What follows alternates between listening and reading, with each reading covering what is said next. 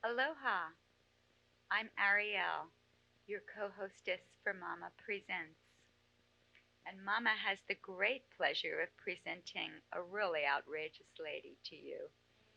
Her name is Lynne Conwell, and she is a wonderful friend of mine. And she's visiting us here on Maui. She's on her way to Paris and to Bali, and she's a teacher and a workshop facilitator. She has worked on many different levels for many different years. She was one of the co founders of the NLP Institute in San Francisco.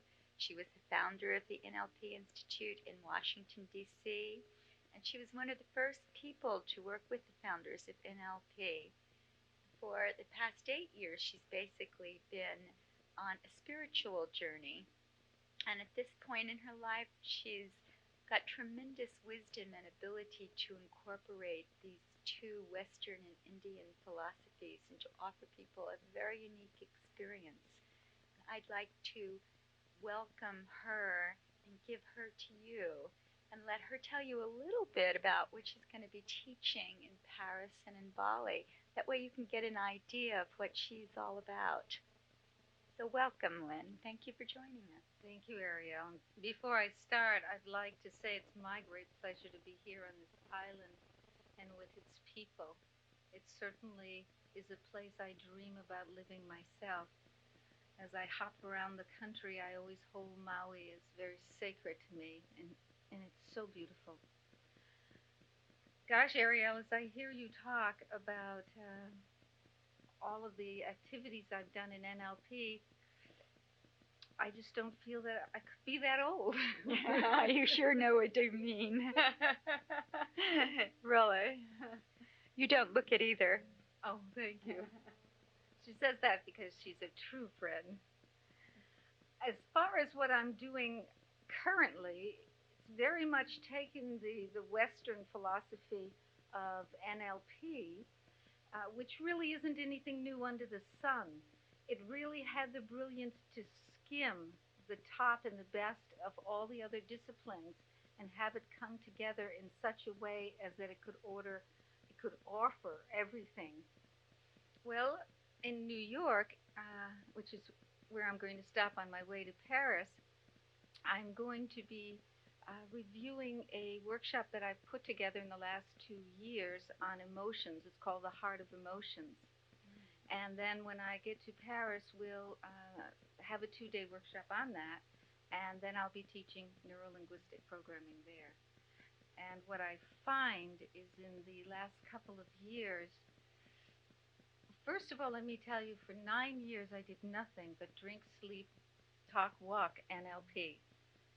And then for the last 8 years, I've kind of disappeared from the world and studied more of the Eastern ways and philosophies. And now I'm blending those two worlds, and I feel so much more involved in my teaching, in my life, with that complement. It's really a great thing that you can combine these Eastern and Western philosophies and offer them to people in the way that you do.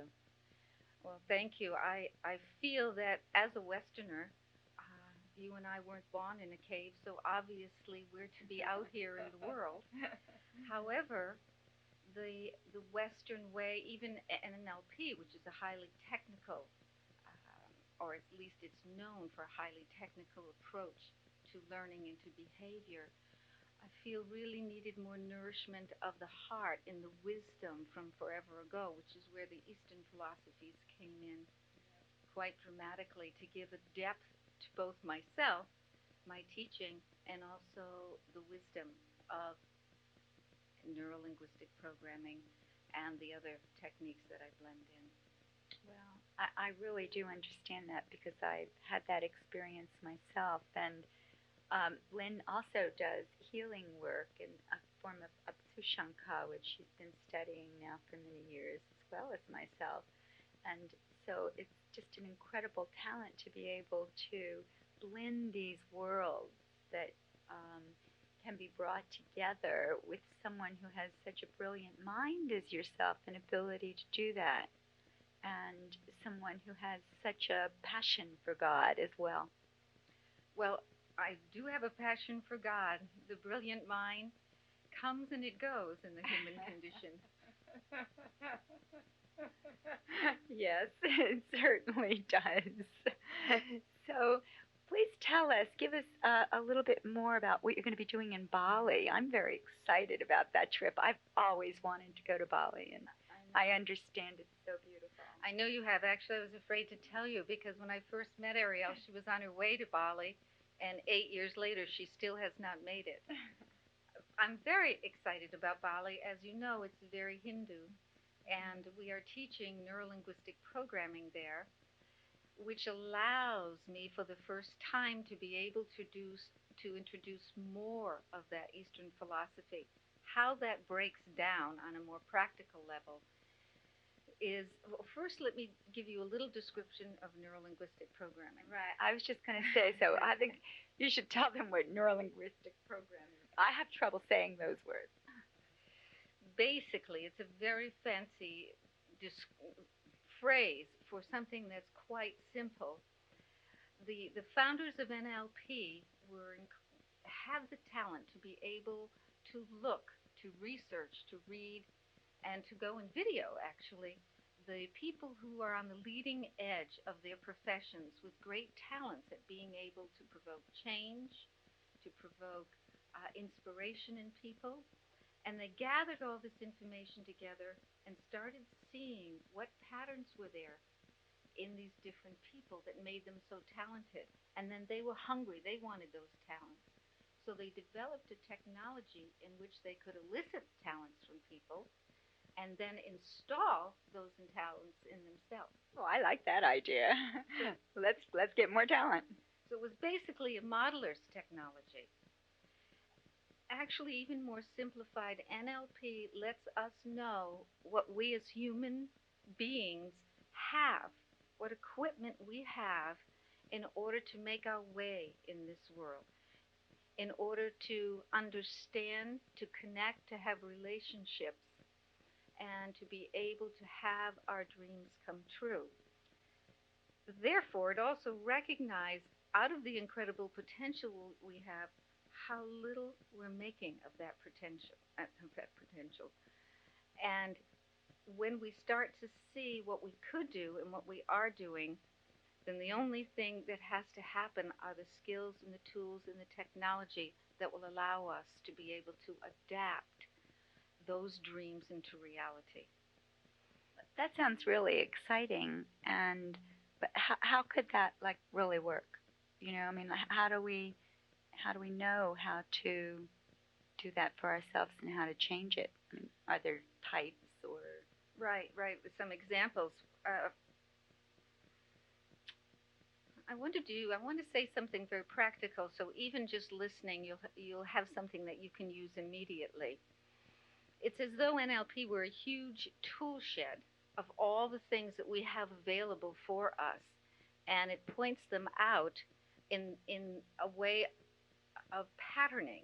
It teaches you how to pattern, to not only be in your life from moment to moment in process, but to be able to step out and start being a witness to your ongoing experience. You're still involved in it, you're still associated, but you now have a part of you that has the huge picture of your behavior and its responses to people, so that if something is not going the way you want it, you can then change it. Now, patterning, how is patterning important? How is it effective? How does it help build a witness? Let me give you an example. If you talk to someone, as Arielle and I are talking, you'll notice that our eyes move from place to place as we're talking. And they may look random for someone who hasn't a pattern of eye movement. Now, let me just very quickly explain. When the eyes go up, what we have found out is people are making pictures inside their head. Whoa. Unless they're looking at the ceiling. But when their eyes go up, they're seeing pictures either from their past or making up pictures or storing in pictures. So up is vision. Up is vision, that's it. Now from the right to the left is sound, talking, auditory, music. And when you see somebody's eyes going one way or the other, or both ways, then you get a clue that what they're doing inside is listening. So is sound one way, and or they're both sound? They're both sound. Someone could be listening to sound, music, lyrics, talking, or all the up like the sound of the waves. Sounds pretty. Now, there's another addition to the hints you can get from someone speaking in their head, and that is if their eyes go down to the left. And that means they're talking to themselves, like the top dog and bottom dog. Gee, I wish it were cooler in here. Well, it's cool enough. Just sit there and be comfortable. Those kind of little chatters can go on. And then the last one is when the eyes go down to the right, they're in their feelings. So now what seemed absolutely random before has an order to it. By patterning the eyes, you can now know that visual is going on. Auditory, kinesthetic. I'm feeling something. I'm saying something to myself. Or here, also, I could be remembering what I said in my last interview or what Arielle said to me over the phone today. So now you have a way of taking all these random movements and being able to use them in a communication to know what somebody else is doing in any one moment in time within their internal process. This is a very baby little example. Boy, that's really a lot, though. I mean, if you've got just those little tools and you can tell so much if you really understood that. I mean, I've never studied this, as you know, and you've shared a little bit with me, but that amazes me when I really get, every time I hear it, that you can really get so much. And I've watched you do some pretty simple little things with people that maybe you could give us an experience of. So aren't there types as well, Lynn? I mean, I remember you talked to me about there were different types or different kinds of people. You mean the major sorting patterns, I think, is Right, what okay. you're referring to. What we have noticed over the last decade, really, is that when people sort through their world, there are 5 different categories, and that basically is it. And each person seems to take one as their primary, and maybe they have 2. More sophisticated ones of us may have 3. That's not very many. We're pretty simple, huh? As I said before, the amount of our human potential that we're using is very tiny. So getting back to these sorting patterns, I'd like to talk about 2 of them. We have people sort by place, by activity, by information, by person, and I've forgotten the last one. No, that's person, place, information, activity, and things. The one that so many people don't understand how anyone could sort for. And most of the time, I think it's fairly easy. I'd like to give you an example of 2 of them, however. Let's say you have a man and a woman and they're in a relationship. One of them sorts for people, and the other one sorts for activity. So what does that mean? If you were to ask them about their day, the person who sorts for person would probably sound something like this. My day was incredible. I met Jason at 8 o'clock. He took me to lunch. He was in the greatest mood. And an old friend came in of his that he had gone to college with, and they sat down for hours and on and on and on. She would talk about the person, others, herself, how they're feeling, what they look like, anything that had to do with people. Her boyfriend, if you asked him how his day was, it may sound something, yep, you got it, like this. Well, we got up and I wanted to go for a run. So I looked down, my sneakers were there, and I was off. I love running. I just love the experience in my body. I love the way the air moves, and then I had to be on my way because I was going to a class and we were learning the final piece on this important lawsuit I've been working on. Later on that night, we were going to get a group of friends and go out to dinner. And then we were going to go back to the house, and I was going to get in another hour of exercise. Well, this guy must be in really good shape. He's in really good shape, except for when it comes to her feeling he cares about her.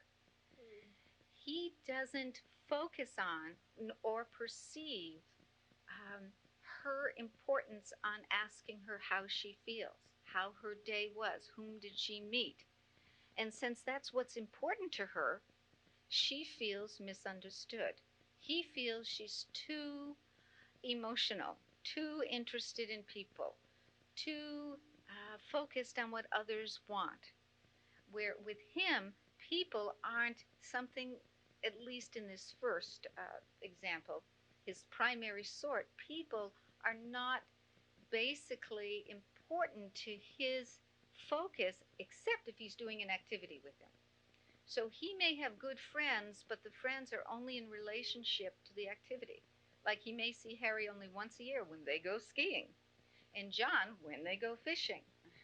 So how would it help them? How would it help them to know that he is this activity sorter and she's this people sorter? Well, first of all, when we get to widening that human potential, each one of us can sort all those ways. We can have flexibility in our behavior, and the greater the flexibility, the greater influence, the greater power, and the greater depth of experience an individual can have.